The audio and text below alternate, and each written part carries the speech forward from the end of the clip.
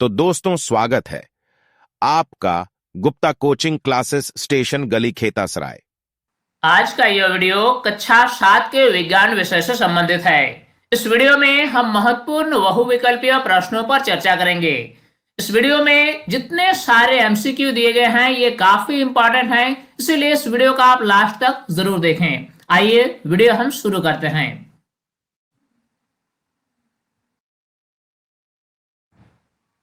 पौधों की पत्तियों में मौजूद हरा वर्णक क्या कहलाता है? ऑप्शन दिया गया है बिलिरुबिन, कैरोटीन, क्लोरोफिल या फिर हीमोग्लोबिन।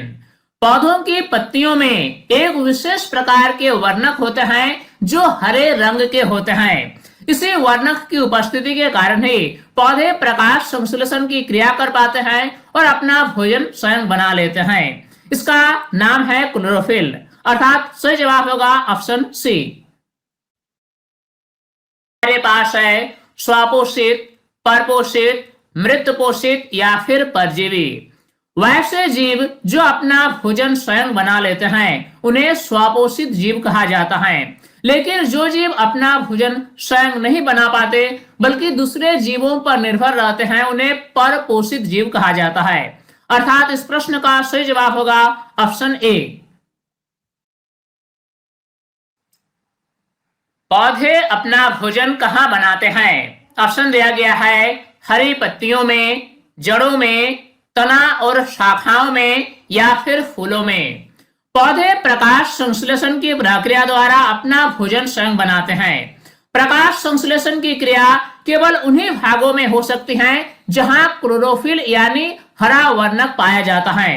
पौधों की पत्तियों में क्लोरोफिल होता है, इसीलिए पौधे अपना भोजन हरी पत्तियों में ही बनाते हैं। सही जवाब ऑप्शन ए। निम्न में से कौन सा परजीवी पादप है? ऑप्शन दिया गया है अमरबेल, आम, सूरजमुखी या फिर अमरूद।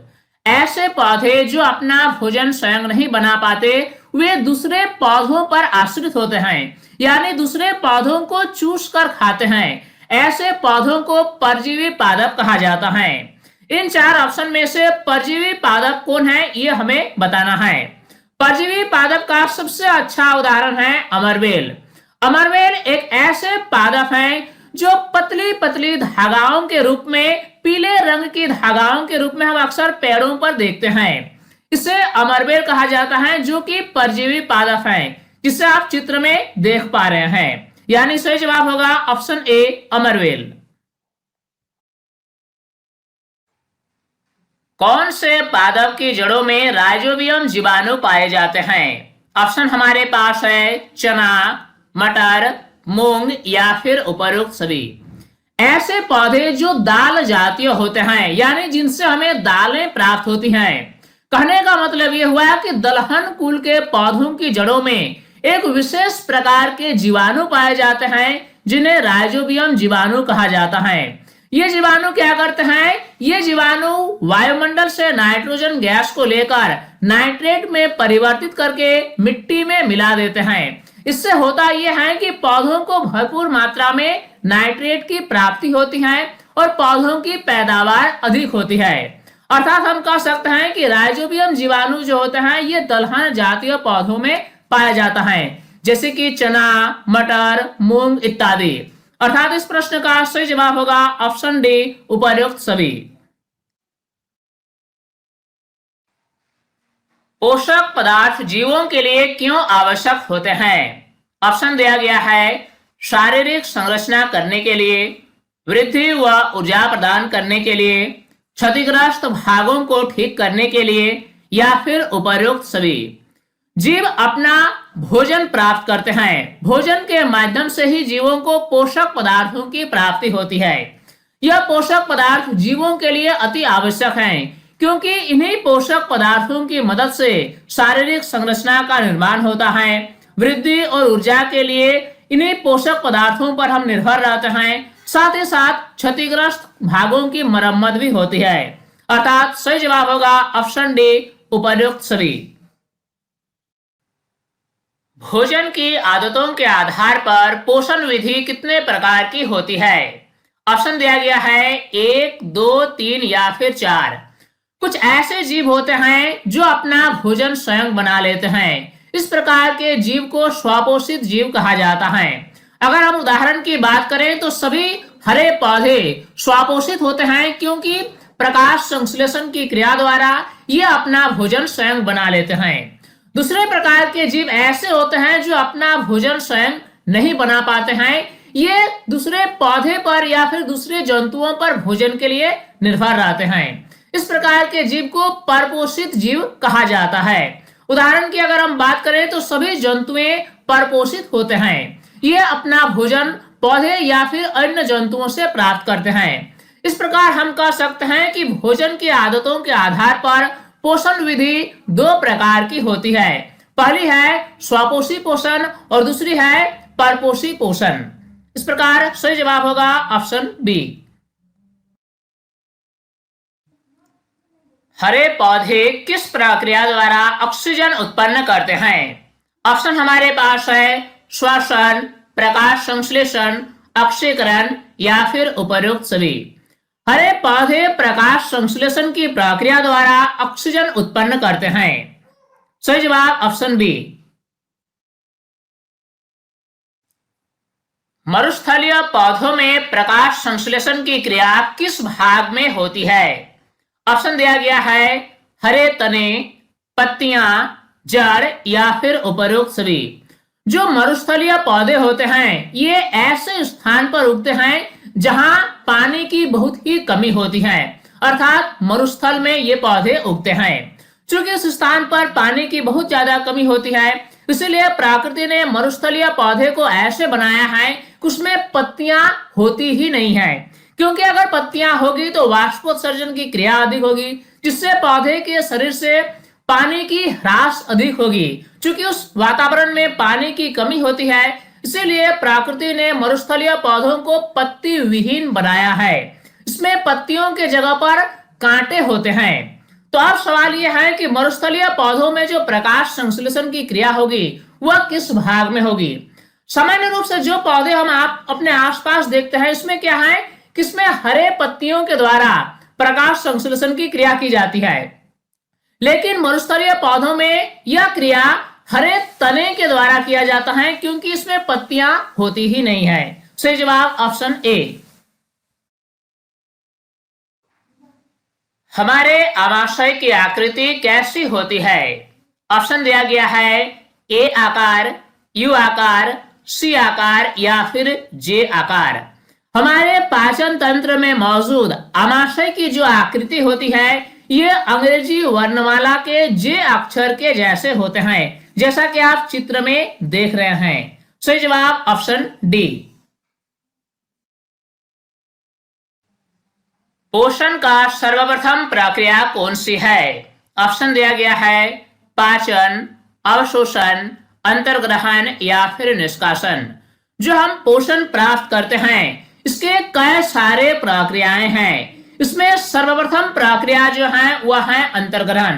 भोजन को अपने मुंह के द्वारा अंदर लेने की जो क्रिया है इससे अंतर्ग्रहण कहा जाता है। इसके बाद होता है भोजन का पाचन। पाचन होने के बाद भोजन में उपस्थित पोषक तत्वों का हमारे शरीर के द्वारा अवशोषण होता है। उसके बाद जो अपशिष्ट पदार्थ होते हैं उसका निष्कासन होता है। तो हम कह सकते हैं कि पोषण का जो सर्वप्रथम प्रक्रिया है वह है अंतर्ग्रहण, यानी ऑप्शन सी। पौधों से प्राप्त होने वाले रेशे हैं। ऑप्शन दिया गया है ऊन, रेशम, कपास या पॉलिस्टर। कपास के पौधे से हमें रेशे प्राप्त होते हैं। इस रेशे से हम विभिन्न प्रकार के वस्त्रों का निर्माण करते हैं। सही जवाब ऑप्शन सी। अंगोरा ऊन प्राप्त होता है।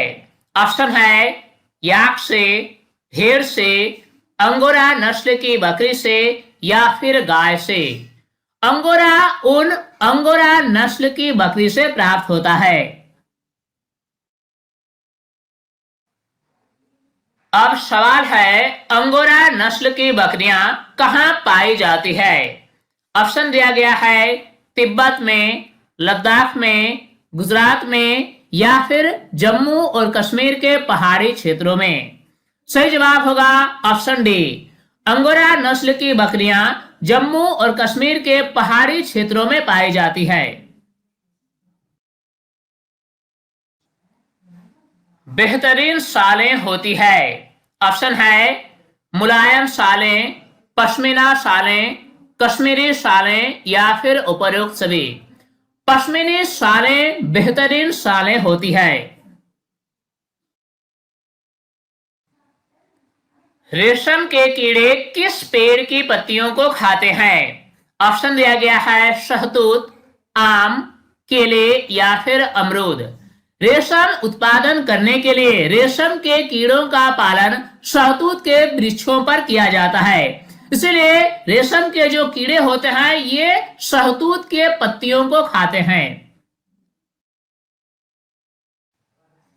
सेरीकल्चर क्या है? ऑप्शन है भेड़ पालन, रेशम कीट पालन, कपास की खेती या फिर मधुमक्खी पालन। रेशम कीट पालन को ही सेरीकल्चर कहा जाता है। ताप मापने की मापक्रम है। ऑप्शन दिया गया है Celsius scale, Fahrenheit scale, kelvin scale या फिर उपरोक्त सभी। तापमान को सेल्सियस स्केल में भी मापा जाता है, फ़ारेनहाइट स्केल में भी और केल्विन स्केल में भी मापा जाता है, इसलिए सही जवाब होगा ऑप्शन डी, उपरोक्त सभी। ताप मापने के लिए किस यंत्र का उपयोग किया जाता है? ऑप्शन है बैरोमीटर, थर्मामीटर, हाइड्रोमीटर या लैक्टोमीटर। थर्मामीटर के द्वारा ताप को मापा जाता है। सही जवाब ऑप्शन बी। मानव शरीर का सामान्य ताप कितना होता है? ऑप्शन है 35 degree Celsius, 37 degree Celsius, 40 degree Celsius या फिर 42 डिग्री सेल्सियस। मानव शरीर का सामान्य तापमान 37 डिग्री सेल्सियस होता है। अगर हमारा वीडियो अच्छा लगा हो तो प्लीज वीडियो को लाइक करें, चैनल को सब्सक्राइब करें और दोस्तों को शेयर करें। हमारा वीडियो देखने के लिए आप सभी का बहुत बहुत धन्यवाद।